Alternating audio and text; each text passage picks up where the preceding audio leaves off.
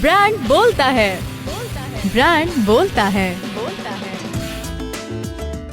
Hello, good evening everybody. ये है अपना कराची FM 107 कराची की आवाज। मैं हूँ आपकी होस्ट सारा हसनैन और प्रोग्राम आप सुन रहे हैं ब्रांड बोलता है। और आज की जो हमारी मेहमान हैं, a very special personality we have today. She is the founder of Pakistan digital awards, miss Ashifa Paracha. अस्सलाम वालेकुम आशिफा, कैसी हैं आप? वालेकुम अस्सलाम सारा, मैं बिल्कुल ठीक हूँ, आप कैसी हैं? बिल्कुल ठीक ठाक Ashifa, thank you so much for joining us today. और आपसे तो हम बहुत सारी बातें करेंगे because I think since last 5-6 years I have been seeing some amazing initiatives coming from your end. इतने अच्छे इवेंट्स, इतने अच्छे आइडियाज, और मैं लिटरली उन सबके बारे में जानना चाहूंगी कि अभी तक आपने जितने भी इनिशिएटिव्स लिए हैं पाकिस्तान डिजिटल इंडस्ट्री को ओवरऑल प्रमोट करने के, उसके बारे में डिटेल में मैं बहुत सारी बातें आपसे जानना चाहूंगी। ज़रूर, मुझे बहुत खुशी होगी। आपके थ्रू मैं लोगों को ही बता सकती हूँ कि हमारे कौन कौन से प्लेटफॉर्म किस टीजी के लिए हैं और क्या क्या वो कर रहे हैं पाकिस्तान के लोगों को प्रमोट करने के लिए, डिजिटल इंडस्ट्री के, और पाकिस्तान से बाहर उन्हें किस तरह से प्रमोट कर सकते हैं। बिल्कुल ठीक है। अच्छा आशिफा, हमारे शो का फॉर्मेट जो है ब्रांड बोलता है का, उसमें हम सबसे पहला सवाल जो अपने गेस्ट से करते हैं वो ये कि हम जानना चाहते हैं कि उनका ये कामयाबी का सफर किस तरह शुरू हुआ। तो अपने बारे में बताइए, आपने कहाँ से शुरुआत की, किस तरह शुरुआत की? काफी सारी डिटेल्स में बात करेंगे आज। अच्छा, ये तो बहुत पुरानी कहानी हो जाएगी, कब से शुरू किया। ज़ाहिर बात है, मेरा करियर स्टार्ट हुआ मेरी एजुकेशन के बाद। मैंने स्टार्ट किया था फ्रॉम फूड मैगजीन, और फिर इसी इंडस्ट्री में लोगों से सीखते चले गए, आगे बढ़ते चले गए। बिजनेस डेवलपमेंट से स्टार्ट किया, क्लाइंट साइड पे आ गए, एजेंसी साइड पे चले गए। 2009 में अपनी एजेंसी फॉर्म कर ली, और उसके बाद टाइम गुजरता चला गया, पता ही नहीं चला। तो क्या सोच के आपने डिसाइड किया कि आपको अपना खुद का काम करना चाहिए instead of working somewhere? मेरा ख्याल है कि मैंने कुछ भी नहीं सोचा था, ये हो गया, और जो भी होता है अच्छे के लिए होता है। जब मैंने अपनी लास्ट जॉब क्विट की थी, मार्केट में रिसेशन था, मेरा CV बहुत हैवी हो गया था, तो लोगों को लगता था कि अगर वो मुझे हायर करेंगे तो बहुत ज़्यादा पे करना पड़ेगा। और हालात पाकिस्तान के ज़रा से ख़राब थे, तो उस वक्त फिर मुझे ऐसे लगा कि कुछ ना कुछ तो करना पड़ेगा। फिर देयर वाज ए क्लाइंट, हमारा एक क्लाइंट था सन किसके नाम से, और उनकी हेल्प से फिर मैंने अपना काम शुरू किया था। और मेरा ख्याल है कि मैं अब दूसरों को मोटिवेट कर रही होती हूँ कि instead of going for a job, आप अपना काम शुरू करें। अगर आप अपने लिए काम करेंगे तो आप बहुत आगे जाएंगे। लोग डरते हैं कि नहीं, पैसा बहुत लगाना पड़ेगा और डूब गया तो क्या होगा, तो आप पैसा मत लगाइए ना, आप पहले स्ट्रैटेजी बनाएं और आप जीरो से स्टार्ट करें। पहले बिजनेस की स्ट्रैटेजी बनाएं, 50% काम आपका वहीं हो जाता है, और फिर बहुत लेविश खर्चे करने की जरूरत ही नहीं है। मैंने अपने रूम से स्टार्ट किया था 2009 में, 8 में। अब आप सोचें, उस वक्त मैं अपने रूम से कर रही थी, सिर्फ एक एंटीएन का खर्चा आया मुझे याद है। और मैंने पूरी मीडिया रिलीज की थी, मैंने प्रोडक्शन किया था, थर्ड पार्टी यूज किया था। लेकिन ये डिपेंड करता है कि आपकी स्ट्रेटजी क्या है, आप कितना मोटिवेटेड हैं काम करने के लिए। वो कहते हैं ना, अपनी कश्तियां जला के काम करें, कश्तियां जला दें, वरना फिर आप कहेंगे अच्छा ये नहीं हो रहा, हिम्मत टूट रही है, चलो नौकरी ढूंढ लें। क्योंकि रिस्क तो बहुत ज्यादा इन्वॉल्व होता है जब आप अपना खुद का काम करने का सोचते हैं, स्पेशली जब आप एक सीनियर पोजीशन पर रहे होते हैं और एडवर्टाइजिंग इंडस्ट्री में आपने बहुत ज्यादा अपना नाम भी बना लिया होता है अपने काम के थ्रू। उसके बाद आई थिंक बहुत चैलेंजिंग होता होगा कि वो उस जॉब को क्विट कर देना और फिर अपना खुद का एक एडवर्टाइजिंग फर्म ओपन करना। तो फिर अपनी एडवर्टाइजिंग एजेंसी के बारे में बताइए, वो कब आपने स्टार्ट की और कौन कौन से क्लाइंट्स पे आपने काम किया? अच्छा, मैं पहले तो आपकी इस बात का जवाब दूं कि रिस्क तो हर चीज में इन्वॉल्व होता है। हम स्कूल में एडमिशन लेते हैं, कॉलेज में लेते हैं, यूनिवर्सिटी में लेते हैं, रिस्क होता है कि नहीं होता कि फेल हो जाएंगे तो क्या होगा, रिजल्ट खराब आया, GB कम हो गई तो क्या होगा। रिस्क हर जगह इन्वॉल्व होता है, डिपेंड करता है कि आप उस रिस्क को फेस कैसे करते हैं। अगर आपको किसी चीज का आइडिया नहीं है और आप काम करने चले हैं, वहाँ रिस्क है। लेकिन अगर कोई काम आपको आता है तो उसकी स्ट्रैटेजी के बगैर आप काम नहीं कर सकते। आपको स्ट्रैटेजी हर काम के लिए चाहिए, और जो काम जिसको आता है उससे वो काम लें। हर चीज के लिए आप ये नहीं कहेंगे वन मैन शो होता है, आजकल वन मैन शो कहीं नहीं हो सकता। बिल्कुल। और जहाँ तक मेरी एजेंसी का ताल्लुक है, 2009 में जब हमने स्टार्ट किया था तो हमने स्टार्ट किया था PR से, क्रिएटिव से। उस वक्त 2009 एंड में हमने डिजिटल के ऊपर काम शुरू कर दिया था ऑनलाइन। उस वक्त हुआ करता था एक प्लेटफॉर्म ओडेस्क, वहाँ से हमने स्टार्ट किया था। दैट वाज न्यू, पाकिस्तान में डिजिटल पता ही नहीं था लोगों को सिर्फ पता था उस वक्त ऑर्कुट, फेसबुक, इस तरह की चीजें पता थी। और आई थिंक ये मीडियम्स बिल्कुल अपने स्टार्टिंग में थे। बिल्कुल, पाकिस्तान में तो हर चीज बहुत लेट आती थी ना, वो जमाना है। तो अभी कोविड की वजह से हम इस फेज में हैं कि हम दुनिया का मुकाबला कर सकते हैं, वरना तो लोग बड़े आराम से कहते थे पाकिस्तान 10 साल पीछे है। अब माशाल्लाह से अगर आप देखें, अगर आप हमारी रिपोर्ट्स देखें गवर्नमेंट लेवल की भी, तो पता चलता है कि पाकिस्तानी फ्रीलांसर्स फर्स्ट क्वार्टर में कितने बिलियन का पैसा पाकिस्तान ला चुके हैं, डॉलर। और इसी तरह से अगर क्रिप्टो की बात करें तो 20 बिलियन पैसा पाकिस्तानियों का क्रिप्टो पे है। Pakistan is on the 4th number पूरी दुनिया में। सच हेवी नंबर्स। हम कहाँ पे इस वक्त मौजूद हैं? I am glad. मेरा ख्याल है कोविड का एक ही फायदा हुआ है। डेफिनेटली एग्री करती हूँ मैं आपसे। कोविड के बाद तो आई थिंक पाकिस्तान में डिजिटलाइजेशन का एक मकसद बन गया कि we have to focus on this. मजबूरी थी ना हमारी, उस टाइम पे मजबूरी थी, बट अब रियलाइज हुआ कि I think it was a blessing in disguise for all of us. Exactly. So फिर आपने अपनी एजेंसी स्टार्ट की, और आपके कौन कौन से क्लाइंट्स थे to whom you were providing PR and creative की सर्विसेज? हम ना जिन क्लाइंट्स पे काम करते थे, मैं उनका नाम तो नहीं ले सकती हूँ इस वक्त, क्योंकि वो बहुत बड़ी एजेंसीज के भी क्लाइंट थे। हमें वो काम मिलता था जो वो अपनी एजेंसी से नहीं कराना चाहते थे, और बहुत ज़्यादा पैसा नहीं होता था उनके पास। तो अगर एक XYZ एजेंसी उनसे वो काम करने के 2 लाख रुपए ले रही होती थी, तो हम वो उनको 60,000 70,000 में करके दे देते थे क्रिएटिव का, ऑन गुड डिस्काउंट्स। बहुत 60-70 उस जमाने में बहुत था। तो इस तरह से हमें बहुत फायदा हो जाता था, और बल्क में काम भी आ जाता था हमारे पास। अब अगर मैं उनका नाम लूंगी तो प्रॉब्लम नहीं होगी कि फिर वो उन एजेंसीज के पैनल पे था तो हमें काम नहीं दे सकते थे। अभी भी ऐसा ही होता है कि बहुत बड़ी एजेंसीज हैं, क्योंकि हम डिजिटल अवार्ड में काम करते हैं, हमें पता चलता है बहुत सारा काम क्रिएटिव का और डिजिटल का ये थर्ड पार्टी से करा रहे होते हैं। तो क्योंकि जब कभी ऐसा होता है कि काम के कहीं पे प्रमोशन होती है, तो वो छोटे जो थर्ड पार्टी छोटी एजेंसीज हैं जो बनी हुई हैं, वो कहते हैं ये तो हमने किया है, तो हमें पता होता है कि ये आया तो किसी और एजेंसी से था। सो होता है ये, जब आपके पास लोग कम हो, काम ज्यादा हो, तो आप अक्सर आप ले लेते हैं। और फिर अच्छा ऑप्शन है थर्ड पार्टी से काम कराने का भी, क्योंकि लाइक यू सेड क्रिएटिव नहीं होता, आपको डिफरेंट आइडियाज मिलते हैं, क्रिएटिविटी हो जाती है, डिफरेंट डिजाइन मिल जाते हैं। आप बहुत लोगों के साथ काम करके फायदा बहुत कर सकते हैं। ठीक है। और फिर आपने अपनी एडवर्टाइजिंग एजेंसी में कब तक कंटिन्यू किया, और उसके बाद आपने you started working on great initiatives like Pakistan digital awards? 2016 तक तो हम मेनली एजेंसी पे ही थे। हम सोशल मीडिया ज्यादा कर रहे होते थे पाकिस्तान में। उस वक्त हमें प्रॉब्लम नहीं होती थी कि अगर किसी से ही बात करो सोशल मीडिया मार्केटिंग के ऊपर, तो लोग समझते थे फेसबुक लाइक की बात कर रहे हैं आप। तो अच्छा, उसमें मैसेज आएगा कि नहीं आएगा? उस वक्त कॉन्सेप्ट ये था, 2016 की बात है ये। आई थिंक उस वक्त लोगों की अंडरस्टैंडिंग उतनी ही थी अबाउट डिजिटल, उससे ज्यादा नहीं थी। हाँ, उनको लगता था कि अगर बहुत सारे लाइक आएंगे तो प्रोडक्ट बिक जाएगी।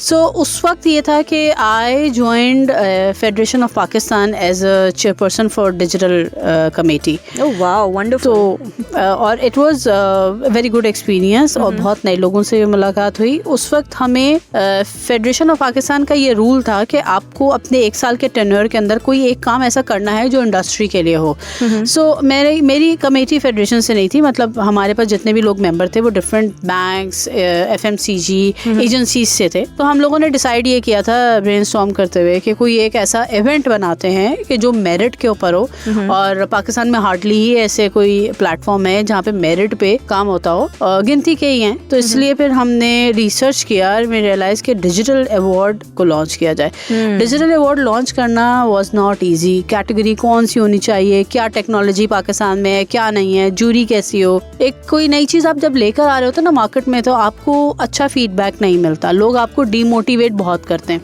क्योंकि आप फर्स्ट टाइमर होते हैं। एग्जैक्टली, सेट के थोड़ा बहुत रिस्क होता है, चैलेंज होता है, उसको बहुत चैलेंज होता है। और फिर वो चीज जो मार्केट में अभी है ही नहीं, बहुत कम है, लोग उस पर बात करते हुए एक नई चीज क्रिएट करना चाह रहे हैं। एग्जैक्टली, तो कैसा रिस्पॉन्स होगा, अ लॉट ऑफ क्वेश्चंस, बहुत सारी चीजें हैं। तो वो फुल टाइम जॉब थी। अगर हम डिजिटल अवार्ड कर रहे थे तो हम एजेंसी नहीं कर सकते। So we decided to move toward this kind of platforms. Wow, wonderful thought. I think इसी तरह से एक ब्रेनस्टॉर्मिंग करते हुए एक बहुत ही अमेजिंग आइडिया डेवलप हुआ, जिसको आज सब जानते हैं पाकिस्तान भर में, पाकिस्तान डिजिटल अवार्ड्स के नाम से। ऑलराइट, सो हमारी बात हो रही है मिस आशिफा पराचा से, जो कि के फाउंडर हैं पाकिस्तान डिजिटल अवार्ड्स की। प्रोग्राम आप सुन रहे हैं ब्रांड बोलता है, मेरे यानी सारा हसनैन के साथ। कुछ देर में आपकी बात को कंटिन्यू करेंगे, आशिफ असफ बहुत सारी बातें करेंगे। आप सुनते रहिए अपना कराची FM 107, कराची की आवाज। ब्रांड बोलता है, ब्रांड बोलता है। ब्रांड बोलता है में हमारे साथ मौजूद हैं Ashifa Paracha, who is the founder of Pakistan digital awards. मैं हूँ सारा हसनैन और आप सुन रहे हैं अपना कराची FM 107, कराची की आवाज। सो ब्रेक पे जाने से पहले हमने आशिफा से ये पूछा था कि उन्होंने पाकिस्तान डिजिटल अवार्ड्स का आइडिया किस तरह से सोचा, क्या ब्रेनस्टॉर्मिंग रही, किस तरह से वो इस नतीजे पे पहुंचे कि पाकिस्तान डिजिटल अवार्ड्स को लॉन्च करना चाहिए। सो आशिफा, वहीं से हम कंटिन्यू करते हैं कि पाकिस्तान डिजिटल अवार्ड्स जब आपने स्टार्ट करने का सोचा और जब आपने इसकी प्लानिंग की तो कैसी रही आपकी जर्नी, किस तरह से, कितना चैलेंजिंग रहा और आपकी टीम का ओवरऑल रिस्पांस कैसा था, किस तरह आपने इस पूरे प्रोजेक्ट पे काम कैसे स्टार्ट किया? देखो, इंडस्ट्री इस पे काम करना चाहती थी उस वक्त भी। हमें बहुत लोगों की तरफ से बहुत अच्छा सपोर्ट भी मिला। हमारी जूरी फर्स्ट टाइम भी बहुत अच्छी थी, बहुत टेक्निकल लोग हमने ऑन बोर्ड लिए थे, जैसे कि कंपनीज हैं, दराज है, इस तरह की डिफरेंट कंपनीज हैं और एजेंसीज हैं, हमने उनसे वहाँ से भी लोगों को लिया। बट जो बहुत मेन चीज़ थी वो ये थी कि क्या चीज़ पाकिस्तान में उस वक्त मौजूद है, कौन सा डिजिटल प्लेटफॉर्म मौजूद है, क्या काम पाकिस्तान में हो रहा है। उस वक्त रोबोटिक पे इतना काम नहीं होता था, हो रहा था लेकिन इतना काम नहीं था कि आप कोई उसके ऊपर कैटेगरी बना दें। जब हमने स्टार्ट किया था तो ये तकरीबन मेरा ख्याल है 40 कैटेगरीज होंगी और आज इसके ऊपर 98 कैटेगरीज मौजूद हैं। और हर कैटेगरी का क्राइटेरिया अलग है, जैसे कि 3 तरह के क्राइटेरिया होते हैं, एक कैंपेन है, एक कंपनी है और एक इंडिविजुअल है। तो कैंपेन और कंपनी में इनोवेशंस भी आ जाते हैं कि आपने क्या इनोवेशंस किए हैं। अब इस वक्त इस स्टेज में है कि जो इंटरनेशनल काम हो रहा है हम उसी के ऊपर कोई ना कोई कैटेगरी यहाँ इंट्रोड्यूस करा रहे होते हैं और नॉमिनेशंस भी आते हैं। सो आपकी कैटेगरीज इस तरह से फॉर्म होती हैं कि जो भी इनोवेशंस आपको ग्लोबली नजर आती हैं आप उसकी एक कैटेगरी फॉर्म करते हैं और फिर देखते हैं कि पाकिस्तान में उस कैटेगरी से रिलेटेड कितना काम हो रहा है। बिल्कुल बिल्कुल यही होता है, क्योंकि देखिए मेन मकसद हमारा यही है कि पाकिस्तान में होने वाली इनोवेशंस काम को ग्लोबली प्रमोट किया जाए। ये digital is a global world. Digital Karachi, Gulshan, Hyderabad ऐसा नहीं है, डिजिटल इस्लामाबाद नहीं है। डिजिटल पे आपके आने का मतलब यही है कि दुनिया के किसी भी कोने पे आपका काम देखा जा सकता है। तो ऐसा नहीं है, हमारे पास बहुत इनोवेशंस होती हैं जिसके ऊपर बाहर भी अवार्ड्स मिलते हैं। इनोवेशन के ऊपर इंडिविजुअल्स को Guinness book of world record में हमारा नाम है। तो अब उस चीज को हम लोकल लोग कैसे प्रमोट करें, तो Pakistan digital award was the best platform जिसके थ्रू हमने ये शुरू किया है। पहले बहुत मुश्किल था लोगों को लेकर आना इसके ऊपर, लोगों को यही नहीं समझ में आता था कि रिजल्ट कैसे मिलेगा, क्या इसका प्रोसेस होगा। फिर हमने बाकायदा टाइम टू टाइम चेंज करते करते एक प्रोसेस डिफाइन कर दिया था कि आप ये क्राइटेरिया होना चाहिए, आप इस तरह से हमें इस डेट तक अपनी केस स्टडी सबमिट करें। और केस स्टडी की भी हमने पूरी डेफिनेशन दी हुई है। हम हर वक्त अवेलेबल होते हैं अगर किसी की कोई क्वेरी होती है। और जब रजिस्ट्रेशंस खत्म हो जाती हैं तो उसके बाद फिर जूरी सेशन स्टार्ट होता है। जूरी सेशन में आपको आपकी टीम को पर्सनली बुलाया जाता है, आइए और जूरी के सामने अपना केस प्रेजेंट करें। सो बेसिकली हम कहते यही है कि आप अपने लिए अवार्ड जीतते हैं, हम देते नहीं है अवार्ड, आप जीत के जाते हैं। जैसे आपने शुरू में मेरिट की बात की, तो I think it's a very fair way of deciding कि कौन सी कैटेगरीज होनी चाहिए। और जब आई थिंक कोई भी क्लाइंट कह दें या ब्रांड जो भी आके प्रेजेंट करते हैं और वो फिर जूरी के सामने अपने केस को, अपनी पूरी केस स्टडी प्रेजेंट करते हैं, उसके बाद जूरी डिसीजन लेती है। तो I think it's completely black and white. ये तो बहुत फेयर लेवल पे डिसीजंस लिए जाते हैं कि अवार्ड्स किसको मिलना चाहिए। बिल्कुल। अच्छा, ये कहना बड़ा आसान है कि it's completely black and white, लेकिन ब्लैक एंड व्हाइट करने के लिए आपको बहुत जतन करने पड़ते हैं। लोगों को ट्रस्ट ही नहीं हो रहा होता कि ये ब्लैक एंड व्हाइट है। लेट्स से अगर जूरी सेशन है, जूरी बैठती है, तो जूरी लेते हुए हमें पूरी उसकी स्क्रूटनी करने पड़ती है कि इनका ताल्लुक कौन कौन सी एजेंसी के साथ है। ये किसी के लिए ऐसा ना हो कि बायस हो जाएं, कहीं इनकी जान पहचान ना हो। फिर जूरी से लिखवाया भी जाता है कि आप किसी भी तरह की बायसनेस नहीं करेंगे, कोई डाटा लीक नहीं करेंगे किसी का, किसी जूरी के हाथ में किसी की प्रेजेंटेशन नहीं दी जाती हैं। इसी तरह से जब हम जूरी से रिजल्ट जब इवैल्यूएशन करा रहे होते हैं तो हमने उनको गूगल शीट्स दी होती हैं। गूगल शीट्स में बड़ा क्लियर है, ये हमने कोई अपनी ऐप नहीं बनाई हुई, हमने किसी को कोई टैबलेट नहीं दिया होता, क्योंकि उस सूरत में होता है कि हम चेंज कर सकते हैं। लेकिन गूगल शीट हर सेपरेट शीट दी जाती है जूरी को, ताकि वो उसमें उनकी इवैल्यूएशन करते रहें। Okay. और वो इवैल्यूएशन में कोई और एडिट कर ही नहीं सकता, क्योंकि गूगल पे लिखा हुआ जाता है कि ये शीट इसने खोली है और इसने एडिट किया है। वो जो है हमारे पास मेन शीट में उनका डाटा आता है। अच्छा, कहीं पे अगर जूरी ये करती है कि किसी को 50% से भी कम मार्क्स देती है, तो जूरी के लिए बहुत जरूरी है कि वो हमें लिख के दे कि उसने क्यों किया, किस तरह से कम, बिल्कुल वो उसको जस्टिफाई करें। तो बगैर किसी रीजन के कोई कम नंबर किसी को नहीं दे सकता। नंबर 2, जूरी के हम नंबर्स भी चेक कर रहे होते हैं। अगर 4 जूरी मेंबर बैठे हुए हैं या 5 हैं, उनमें से अगर 3 के नंबर अलग हैं और एक के नंबर एकदम से चेंज होने शुरू हो जाते हैं, बिल्कुल लो चले जाते हैं, बिल्कुल हाई चले जाते हैं, फिर हम उनसे भी जस्टिफिकेशन मांगते हैं कि ये क्या हुआ है। हम जूरी के ऊपर भी एक जूरी बिठाई हुई होती है जो ये चेक कर रही होती है। हमारी अपनी कमेटी जूरी बनती है और वो चेक करती है। सो इस तरह से प्योर मेरिट पे हमारी पूरी कोशिश होती है कि हो, कहीं पे किसी को शक भी होता है तो हम उनको नंबर शीट दिखा भी देते हैं कि ये रहे, ये जूरी के रिजल्ट्स। हमारी पूरी कोशिश होती है। मेंबर इस दफा हमने एक चीज और इंट्रोड्यूस कराई है कि हम we going with some MOUs with different platform, जिसमें स्नैक वीडियो भी है। और हमारे पास जो लोग डाटा लेकर आएंगे, हम उस डाटा को इनके जरिए एवेल्युएट भी करवाएंगे कि ये डाटा सही है या नहीं है। तो 50% एवेल्युएशन उन्हीं प्लेटफॉर्म्स के थ्रू होगी। तो अब ये रिस्क भी खत्म हो गया है कि जो डाटा आ रहा है वो ओरिजिनल है कि नहीं है। अच्छा, और एक सवाल मैं आपसे ये भी पूछूंगी पाकिस्तान डिजिटल अवार्ड से रिलेटेड कि जब आपने पहली दफा ये इवेंट कंडक्ट किया, आई एम श्योर 100% नहीं हुआ होगा बिकॉज फर्स्ट टाइमर था, तो इश्यूज हुए होंगे, कुछ चैलेंजेस हुए होंगे, ups and downs and all. तो फिर उसके बाद आपने कब ये डिसाइड किया कि अब ये एक एनुअल इवेंट होगा जो कि हर साल होगा? डिसाइड तो हमने उस लॉन्च ही एक यूं किया था कि हर साल होगा। हाँ, ये है कि जब पहला साल हमने किया था तो हम बहुत ज्यादा क्रिटिसाइज किया गया था। ऐसा नहीं है, वैसा नहीं है, जिनको नहीं बुलाया उन्होंने क्रिटिसाइज किया। कुछ लोग वैसे ही वहाँ आके नाराज हो गए थे, उन्हें खाना नहीं मिला था, कुछ और प्रॉब्लम्स थी जो प्योर पाकिस्तानी प्रॉब्लम्स होती हैं। सो उस बेस पे बहुत क्रिटिसाइज किया था। और शायद अगर कोई और होता तो हिम्मत टूट जाती, कहते छोड़ो नहीं करते। मैं यही आपसे कि what was the driving factor of continuing this event every year and with making it so grand? There are people जो आपकी मोटिवेशन होते हैं, जो आपको अल्लाह की तरफ से आपके साथ होते हैं, जो आपको पॉजिटिव एनवायरनमेंट देते हैं, जो आपको बहुत हिम्मत देते हैं कि क्या हो गया, एक नहीं हुआ तो अगला करके देखते हैं। हाँ। अगले में हम तुम्हारे साथ हैं। हाँ। बहुत सारे लोग ऐसे मेरे साथ हैं अभी भी, जिन्होंने सेकेंड ईयर्स में मुझे हेल्प किया दोबारा करने के लिए। उन्होंने कहा इसमें ये चेंज करो, तुम्हें जो प्रॉब्लम्स आई थी उसको चेक करो क्यों आई थी, वो नहीं होना चाहिए।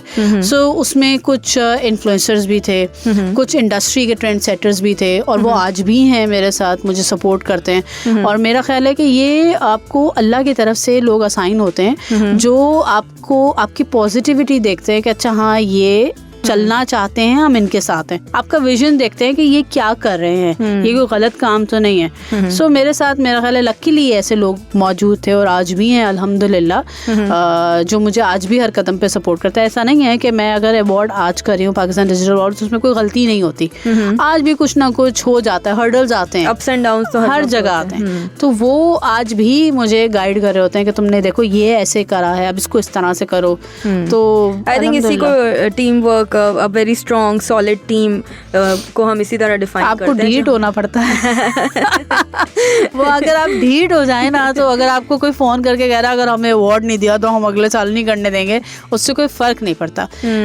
ऐसा है कि जैसे आज मुझे बहुत सारे लोग मोटिवेट करते हैं, तो ऐसे लोग भी हैं जो डीमोटिवेट करते हैं। ऐसे ज्यादा ही होंगे एक्चुअली। एग्जैक्टली, आपके क्लोज फ्रेंड्स में से भी होते हैं जो आपके इवेंट में ही खड़े होकर कहते हैं अरे आपका इवेंट तो बेकार हो गया, आप क्या करें, आपको प्योर डीमोटिवेट कर देते हैं। ऐसे लोग भी हैं जो आपको कॉल करके कहते हैं यार आशिफा आपको ना सीखना चाहिए, वो XYZ इवेंट है ना, वो देखो इस तरह से होता है, तुम्हारा वैसे नहीं होता, हम सिखाएंगे कि कैसे करना है। तो ये वाली चीजें जो है ना आपको बहुत डीमोटिवेट कर रही होती हैं। आपने अपने आप को खुद भी मोटिवेशन देनी होती है कि यार हो जाएगा। आज भी होता है, अगर डीमोटिवेट करने वाले लोग भी हैं तो वो लोग भी हैं जो आपको गाइड कर रहे होते हैं कि अच्छा इस चीज को ऐसे सही कर लो। देखो देयर टू थिंग्स, एक होता है क्रिटिसाइज करना और डीमोटिवेट करना, एक वो चीज होती है जो आपको सिखाती है कि देखो अच्छा ठीक है ये हो गया, अब इसको इस तरह से सही कर लो।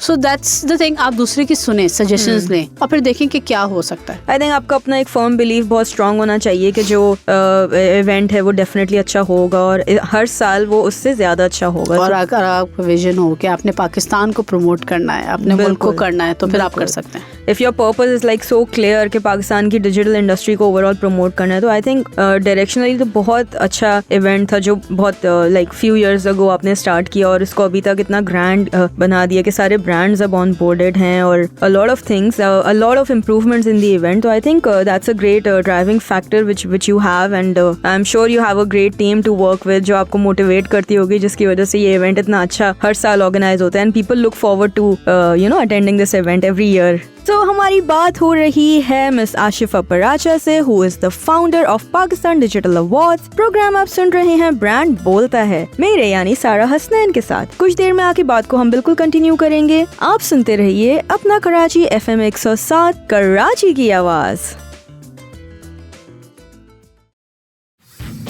ब्रांड बोलता है, ब्रांड बोलता है। ब्रांड बोलता है में हमारे साथ मौजूद हैं Ashifa Paracha, who is the founder of Pakistan digital awards. मैं हूँ सारा हसनैन और आप सुन रहे हैं अपना कराची FM 107, कराची की आवाज। सो ब्रेक पे जाने से पहले हमने आशिफा से पूछा था कि पाकिस्तान डिजिटल अवार्ड्स कैसे स्टार्ट हुआ था और क्या क्या क्राइटेरियाज थे। उसके साथ साथ मैं ये जानना चाहूंगी कि कौन कौन सी कैटेगरीज होती हैं, which are the most important categories in Pakistan digital awards, और हर साल आप लोग ये कैसे डिसाइड करते हैं कि हमें एडिशनल कैटेगरीज इसमें ऐड करनी है। लाइक यू सेड के फर्स्ट ईयर के जो अवार्ड्स थे उसमें 40 कैटेगरीज थी और अब आप लोगों के पास 90+ कैटेगरीज हैं। So shed some light on the categories of Pakistan digital awards. अच्छा, हमारे पास ना 3 तरह की कैटेगरीज होती हैं। एक कैटेगरी वो होती हैं जिसमें आप नॉमिनेशन भेजते हैं, जिसमें कैंपेन्स आ जाती हैं, उसमें कुछ बेस्ट कैटेगरीज हैं जिसमें बहुत ज़्यादा कंपटीशन होता है। लाइक एक कैंपेन कैटेगरी के ऊपर जो है वो 40 नॉमिनेशंस आ जाती हैं, फिर हमें उन्हें इंडस्ट्री वाइज डिवाइड करना पड़ता है। जैसे कि best digital campaign of the year, इसी तरह से बेस्ट सोशल मीडिया कैंपेन या बेस्ट इनोवेशन, डिजिटल इनोवेशन। तो इस तरह की बहुत सारी हो जाती हैं। अभी पिछले दिनों CSR की एक कैटेगरी हमारी, उसके ऊपर बहुत नॉमिनेशन आ रही थी। एक तरीका वो होता है जिसपे हम पोलिंग कराते हैं, पब्लिक पोलिंग, जिसमें TikToker of the year, YouTuber of the year, इसकी हम पोलिंग कराते हैं। बाकायदा हम सोशल मीडिया पर कुछ नाम सजेस्ट करते हैं, जो हमने रिसर्च से ही उठाए होते हैं कि कौन इस वक्त फेमस जा रहा है। 4 से 5 लोग डालते हैं पोलिंग से, रिजल्ट से जो लोग बेस्ट होते हैं फिर हम उन्हें कांटेक्ट करते हैं और उनको हम बुलाते हैं अपने अवार्ड में। तीसरा तरीका होता है कि जिसको जूरी डिसाइड करती है ऑन द डाटा जो हमें वेबसाइट से मिलता है या डिफरेंट डिपार्टमेंट से, कंपनी से मिलता है, वो होता है जूरी अवार्ड, जिसमें हम best campaign of the year का अवार्ड अलग से देते हैं, जैसे जूरी अवार्ड। ये कैंपेन वो होती है, जरूरी नहीं कि हर कंपनी और हर ब्रांड पार्टिसिपेट करता हो। बहुत सारी कैंपेन्स ऐसी होती हैं जो बहुत टॉप की कैंपेन होती हैं पूरे साल की, और वो नहीं पार्टिसिपेट करते। तो जूरी जो है उस वक्त ये डिसाइड करती है कि ओवरऑल पूरे साल की बेस्ट कैंपेन कौन सी थी, चाहे वो पार्टिसिपेशन में है या नहीं है, वो अवार्ड होता है। इसी तरह outstanding contribution in digital industry, ये हमने एक अवार्ड बनाया जिसमें हम देखते हैं पूरे साल में या 2-3 सालों में सबसे ज्यादा कंट्रीब्यूशन डिजिटल पे किसकी रही है, हम उनको बुला के अवार्ड देते हैं। जैसे पिछले साल जहां आरा को अवार्ड दिया गया था, बेस्ट। लास्ट ईयर हमने नदीम हुसैन साहब को अवार्ड दिया था। तो इस तरह से ये हमने कैटेगरी इंट्रोड्यूस कराई उन लोगों के लिए कि जो हमारे हिसाब से जिनकी चाहते हैं, हाँ, जिनको देना चाहिए, जिनका एक नाम है, जिन्होंने काम किया है। सिर्फ जो है वो पेज के बेसिस पे नहीं है कि इनके फॉलोअर्स ज्यादा हैं या इनके फैंस ज्यादा हैं। सो ये 3 तरह के कैटेगरी टाइप्स होते हैं जिनके अवार्ड्स हमारे पास होते हैं। I think that's great. इस तरह से आप ओवरऑल जो डिजिटल इंडस्ट्री है उसको कवर कर लेते हैं कि ऑडियंस का क्या रिस्पॉन्स है ऑन कैटेगरीज, या आप लोगों के खुद के डिसीजंस के इनको देना चाहिए, who is worthy of these awards. और तीसरा ऑफ कोर्स जूरी, जो कि पूरी स्क्रूटनी करने के बाद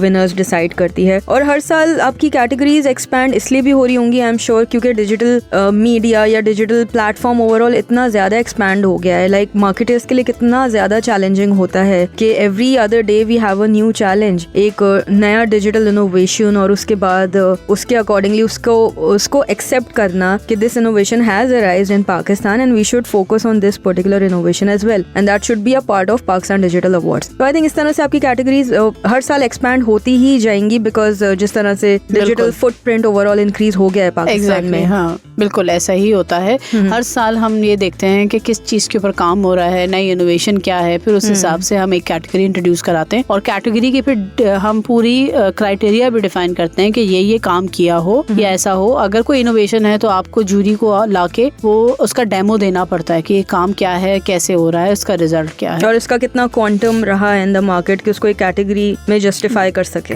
बिल्कुल, क्योंकि अभी भी हम जो है इंटरनेशनल प्लेटफॉर्म्स के बराबर तो नहीं आए हैं, लेकिन हाँ हम ऑलमोस्ट वहीं पे टक्कर दे रहे हैं हम सबको। That's great. I'm sure जितने भी विनर्स रहे होंगे in last 5 years of Pakistan digital awards, उनके लिए एक बहुत अच्छी एक एक्नॉलेजमेंट है, रिकॉग्निशन है फॉर देयर एजेंसी या क्लाइंट या ब्रांड जो भी होते हैं जो उसके विनर्स रहे हैं। तो कुछ अपने फेवरेट विनर्स बताइए जो आपको लगता है कंसिस्टेंट प्लेयर्स रहे हैं in Pakistan digital awards as winners. 5 साल में कुछ नाम ऐसे हैं जो बेचारे नॉमिनेशन से ज़्यादा भेजते हैं, कभी एक अवार्ड मिलता है, कभी ज़्यादा मिल जाते हैं, ये डिपेंड करता है। जैसे आप ले ले अल-फलाह बैंक को, बैंक अल-फलाह बहुत अच्छा काम कर रहा है डिजिटल के ऊपर। इसी तरह से जुबली है, कैडबरी है जिनको हर साल अवार्ड मिलता है, जैज हर साल अवार्ड लेके जाता है, वो पार्टिसिपेट भी करते हैं। पहले ऐसा भी हुआ है कि कुछ कंपनीज ने पार्टिसिपेट किया है और उसके बाद वो नॉमिनेशन में कम नजर आई हैं, जैसे कि हमारे पास कोक है या यूफोन है। तो इसी तरह से हमारे पास जो कंसिस्टेंट है वो तो यही 4-5 नाम है जो कंटिन्यूसली आ रहे हैं। अमरेली स्टील्स भी है इसके अंदर, फिर आप CBL को ले लें, वो हर साल हमारे पास पार्टिसिपेट करता है और नॉमिनेशन में भी होता है। Still, that's great to hear and I am sure कि जब आपने स्टार्ट किया होगा शायद उस वक्त बहुत ज़्यादा ब्रांड्स नहीं होंगे ऑन बोर्ड एज नॉमिनेशंस और अब कंपटीशन बहुत ज़्यादा टफ हो चुका होगा। शायद इस वजह से, क्योंकि शायद हमारी मार्केटिंग सही नहीं थी, शायद लोगों को ट्रस्ट नहीं था और फिर नई चीज़ को लोग पहले देखना चाहते हैं कि क्या चल रहा है। ऐसा तो नहीं कि एक ही दफ़ा के लिए आया हो तो वो क्यों अपना टाइम, क्योंकि हमारे पास नॉमिनेशन भेजने के लिए आपको टाइम लगाना पड़ता है। पहले केस स्टडी बनती है, केस स्टडी का अलग क्राइटेरिया है, 4 पेजेस का हो, PDF हो, ये जो सवाल पूछे गए उनके जवाब हो, बुलेट पॉइंट्स हो। जब केस स्टडी की नॉमिनेशन सबमिट हो जाती है, फिर उसके बाद जब इन्हें जूरी सेशन के लिए बुलाया जाता है, फिर प्रेजेंटेशंस होती हैं। फिर प्रेजेंटेशंस का क्राइटेरिया अलग है, तो उसमें आपको अपनी पूरी चीजें देने पड़ती हैं, डेटा भी दिखाना पड़ता है। हमारे पास ये भी है कि आप कॉन्फिडेंशियलिटी है कि आपका डेटा कहीं जाएगा नहीं। उसके अलावा अगर आप कंफर्टेबल नहीं है हमारे से शेयर करने में, तो आप जूरी के सामने दिखा दें कि ये हमारे नंबर्स हैं, ये हैं। ऑफ कोर्स ऊपर नीचे होते हैं नंबर, लोग पूरे नहीं दिखाते हैं, और आज भी थोड़ा सा है ट्रस्ट का, और हर जगह होता है, it's not new of course, but एक फेयर आइडिया तो हो जाता है, एक आइडिया हो जाता है campaign success and all of क्या है इस तरह से।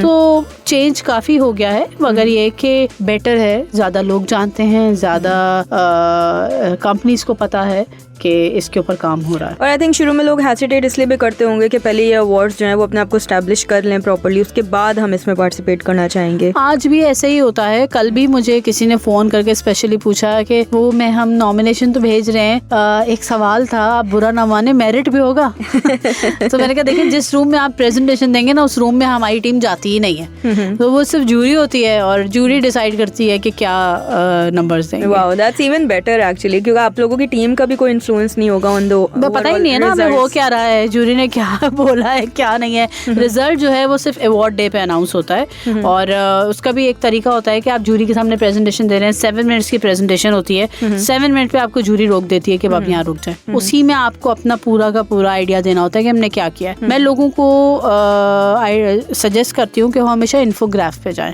इन्फोग्राफ में होता यह है कि आप अपना पूरा डाटा एक स्लाइड पे डाल देते हैं। अब ये जूरी के ऊपर है कि पूरी मेहनत करके वो एक ही स्लाइड से पूरा डाटा ले और आपकी इवैल्यूएशन करे। या ऑफ कोर्स दैट वर्क्स। तो आपकी जो जूरी होती है उनका क्या कैलिबर होता है, या आप लोग किस तरह से डिसाइड करते हैं? बिकॉज ऑब्वियसली जूरी का ही इसमें सबसे ज्यादा इंपॉर्टेंट रोल है, क्योंकि वो ही डिसाइड कर रहे हैं कि कौन सी कैटेगरी के विनर्स कौन होंगे। सो जूरी सिलेक्शन क्राइटेरिया क्या होता है, and how do you decide कि this person is qualified to be our jury? Because और हर साल आपकी जूरी चेंज होती है या सेम होती है? कुछ 1-2 लोग सेम होते हैं और कुछ लोग चेंज होते हैं, और हम इंडस्ट्री के हिसाब से जूरी ले रहे होते हैं और पोजीशन के हिसाब से कि आपकी 8 से 10 साल एग्जीक्यूटिव लेवल का काम रहा हो और डिजिटल का हो, और इंडस्ट्री है जैसे इनोवेशन इंडस्ट्री है, स्टार्टअप्स की इंडस्ट्री है, FMCG है, डिजिटल कंपनी है। हाँ, हमारे क्राइटेरिया में हम डिजिटल एजेंसी से किसी को नहीं लेते, क्योंकि एक एजेंसी के पास बहुत से ब्रांड्स होते हैं। फिर लोगों को ये शक होने लगता है कि ये लोग बायस हो गए हैं। बेचारे वो लोग तो मेहनत से काम कर रहे होते हैं, ब्रांड्स ने भी मेरिट पे भेजा होता है, लेकिन आप किसी को रोक तो नहीं सकते कि सोच के लिए कि अगर अच्छा XYZ एजेंसी आई है तो ये मेरे सारे ब्रांड्स को निकाल देगी।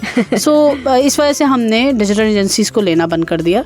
और उसके अलावा हम कोशिश करते हैं कि अगर आपकी कंपनी से नॉमिनेशंस बहुत आई हैं तो हम फिर उस जूरी मेंबर को उस नॉमिनेशंस उस ग्रुप के साथ नहीं बिठाते कि जहाँ से उनको उनके अपने ही टीम मेंबर ने इवैल्यूएट करना हो। Okay, I think that's great. इसको जितना फेयर रख सकते हैं आप लोग बिल्कुल अपने एंड से रख रहे हैं। And I am sure Pakistan digital awards इसी वजह से इतने सालों से इतने अच्छा रिस्पांस जो है वो मार्केट में ओवरऑल गेन कर रहे हैं। And I am sure many other brands will be coming on board to be a part of it और नॉमिनेशंस अपनी सेंड करते होंगे। तो ओवरऑल मैंने जितना इंडस्ट्री में सुना है तो मुझे तो बहुत पॉजिटिव रिस्पॉन्स मिला है अभी तक। आप उनसे नहीं मिली होंगी कि जिनको अवार्ड नहीं मिला है। वो ऐसे भी हैं कि जिनको मैं हर साल मनाने जाती हूँ कि देखिए जी आपकी शायद प्रेजेंटेशन में कोई प्रॉब्लम होगा वरना अवार्ड मेरिट पे ही मिलता है। आई कम्प्लीटली बिलीव कि जितने भी अवार्ड्स ग्लोबली होते हैं दुनिया भर में होते हैं बहुत सारे लोग होंगे जो उससे डिसएग्री भी करते होंगे। एग्जैक्टली ऐसा ही होता है। सबके अपने रीजंस होंगे लेकिन that's part of the overall event. Exactly अगर आपके विनर्स हैं तो of course there are some who did not win और शायद इसी वजह से होगा कि वो हर, लेकिन आई थिंक उनको सिर्फ और एनकरेजमेंट मिलनी चाहिए कि वो अगले साल और अच्छे से पार्टिसिपेट करें अपनी नॉमिनेशन। जिनका अवार्ड नहीं होता इसका मतलब ये नहीं है कि उनका काम अच्छा नहीं है। होता ये है कि 1-2 नंबर से पीछे रह जाते हैं। आप अगर नॉमिनेशन के फाइनल स्टेज तक आए हैं इसका मतलब है कि you are the best. Exactly. और बेस्ट के दरमियान में से कोई एक सेलेक्ट होता है। बिल्कुल। जिसका काम ही अच्छा नहीं होता तो हम उसको जूरी का टाइम थोड़ी वेस्ट करेंगे कि बैठ के एक ही दिन में 50 प्रेजेंटेशंस देख रहे हैं और मतलब it's a very difficult thing. I think competition इतना टफ है तो डेफिनेटली अवार्ड्स के लिए डिसाइड करना भी मुश्किल होता होगा। And brands and all the nominations they should definitely understand कि इतना आसान नहीं होता है विनर्स को डिक्लेयर करना। और अगर आप विनर नहीं है तो ऑफ कोर्स आप कीप स्टे एनकरेज्ड कि आप अगले साल और मेहनत करें। और इसी वजह से हम नॉमिनेशंस की लिस्ट नहीं रिवील करते। कहीं पे भी लोग हमें कहते हैं कि आप प्लीज हमें बताएं कि कौन कौन नॉमिनेशंस में हैं। हम ये नहीं बताते क्योंकि जो रह जाते हैं आप उसका प्रमोशन क्यों करें। हमारे यहाँ अभी भी ये प्रॉब्लम है कि आपने अनाउंस कर दिया जी ये 3 ब्रांड्स हैं नॉमिनेशन में, अवार्ड एक को मिलेगा तो जो 2 रह जाएंगे वो फिर आपकी शक्ल भी नहीं देखेंगे। So there so many things हम लोगों को कंफर्ट देने के लिए कर रहे होते हैं, अपने लेवल पे कर रहे होते हैं। बाकी टाइम बताता है कि क्या चीज कितनी क्लियर है, क्रिस्टल क्लियर है और कितनी नहीं। बिल्कुल सही कहा। सो हमारी बात हो रही है आशिफा पराचा से, who is the founder of Pakistan digital awards. Program आप सुन रहे हैं ब्रांड बोलता है और आपकी होस्ट सारा हसनैन के साथ। कुछ देर में आगे हम बात को कंटिन्यू करेंगे। आप सुनते रहिए अपना कराची FM 107 कराची की आवाज। ब्रांड बोलता है, ब्रांड बोलता है।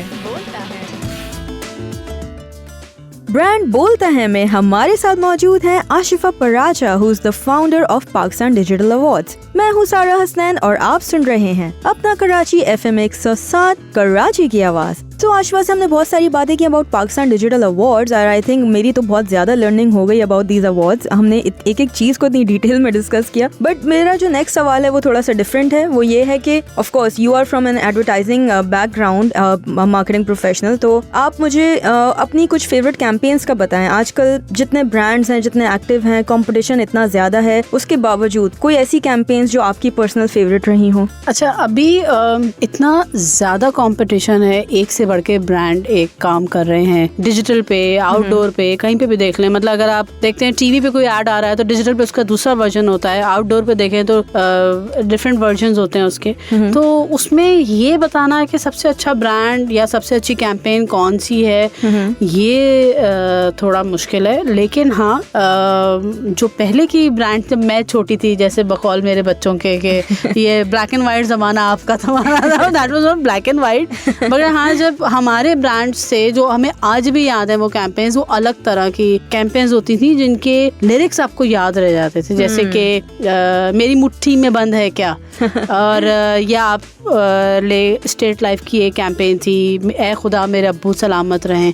ये वो कैंपेन्स हैं जो आपको बोल एग्जैक्टली। और इसी तरह से डेंटोनिक, अब तो ब्रांड ही नहीं पता वो किधर गया, लेकिन ये कैंपेन्स थी जो याद रह गई हैं। अभी की तो हाउ इंटरेस्टिंग इज दैट कि पुरानी कैंपेन्स हमें आज भी याद है जो हम अपने बचपन में देखी थी, लेकिन अगर कल हमने कोई कैंपेन देखी है वो शायद हमें याद भी नहीं होगी। इसका रीजन है, इसका रीजन ये है कि पहले आपके पास सिर्फ पीटीवी था, अब आपके पास पाकिस्तानी चैनल के अलावा इंडियन, अमेरिकन, यूके, फिर वो नेटफ्लिक्स और ये तरह तरह के इतने प्लेटफॉर्म है, तो आपके हाथ में पूरी दुनिया आ गई है। अब उसके ऊपर आप पूरी दुनिया के प्रोडक्ट की कैंपेन देख रहे होते हैं ना, तो आप कैसे जस्टिफाई करेंगे कि पाकिस्तान की कौन सी अच्छी और बाहर की कौन सी खराब है? क्योंकि डिजिटल इज अ वर्ल्ड।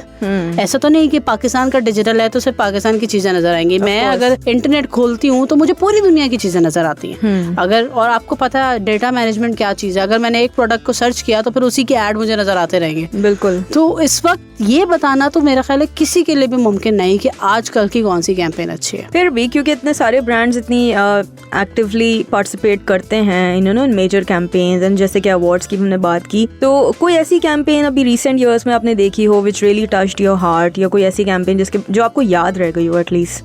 नहीं।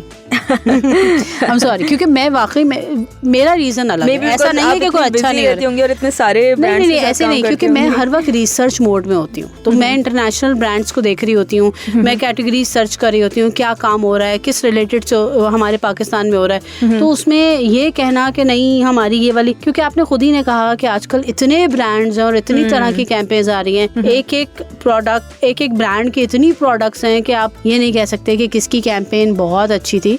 अगर हम अवार्ड में ही देख लें, जब हर साल अवार्ड होता है, किसी एक को कैंपेन को अवार्ड मिलता है, तो मैं खास तौर पे उसका ऐड देखती हूँ जाके कि इन्होंने क्या काम किया है। ये मेरी, आप समझ लें कि मेरी तरफ से मेरी मिस्टेक है। ऐसा नहीं है कि पाकिस्तान में अच्छा काम नहीं हो रहा। हाँ। बहुत बेहतरीन काम हो रहा है। आप ये देखें ना कि हर कोई अपनी पूरी कोशिश करता है कि मैं हर मीडियम को यूज करूँ, चाहे वो रेडियो हो, चाहे वो टीवी हो, चाहे OTT हो। उसके अलावा आप देखें कि क्रिएटिविटी कितनी आगे है, लोगों ने अपने प्लेटफॉर्म्स बना दिए हैं। Pepsi battle of the band है, कोक स्टूडियो है, इस तरह हर किसी का, कश्मीर के आप देखें कि डिफरेंट तरह के प्लेटफॉर्म्स हैं। Brands are going extra mile अपने आप को रजिस्टर कराने के लिए। ये है। और किसी न किसी CSR के साथ अपने आप को एंगेज कर दिया है। इससे आपका माशरा भी बिल्ड करता है, प्रोडक्टिव होता है, सिर्फ ब्रांड नहीं होते हैं। तो अभी मेरे लिए ये कहना मुश्किल है कि पाकिस्तान की बहुत अच्छी कोई कैंपेन मुझे याद रहेगी, मुझे सॉरी नहीं याद रहती, लेकिन हाँ जो ब्रांड्स मेरे साथ काम कर रहे हैं मैं उनका काम देखती ज़रूर हूँ। और जब अवार्ड मिलता है तो मुझे ये पता होता है कि हम जस्टिफाई कर सकते हैं कि इनको अवार्ड क्यों मिला, because they are the best. बिल्कुल बिल्कुल ठीक है। ऑलराइट आशिफा, नेक्स्ट सवाल मेरा आपसे ये है कि हमने प्रोफेशनलिज्म की तो बहुत सारी बातें कर ली। Now Ashifa, as a person आपको क्या करना अच्छा लगता है? योर हॉबीज, लाइक्स, डिसलाइक्स, क्या रूटीन होता है आपका when you are not working? जब आप वर्क मोड में नहीं होती तो उस वक्त आप क्या करना पसंद करती हैं? Just tell us about yourself as a person. अच्छा, मेरे जैसे लोग जो है ना वो 24 घंटे वर्क मोड में ही रहते हैं, चाहे वो आपको घर में काम करना हो, बच्चों के साथ घर को देखना हो, या फिर आपका अपना अगर मैं पर्सनली फ्रेंड्स के साथ भी बैठती हूँ ना तो वहाँ भी ब्रेनस्टॉर्मिंग ही हो रही होती है।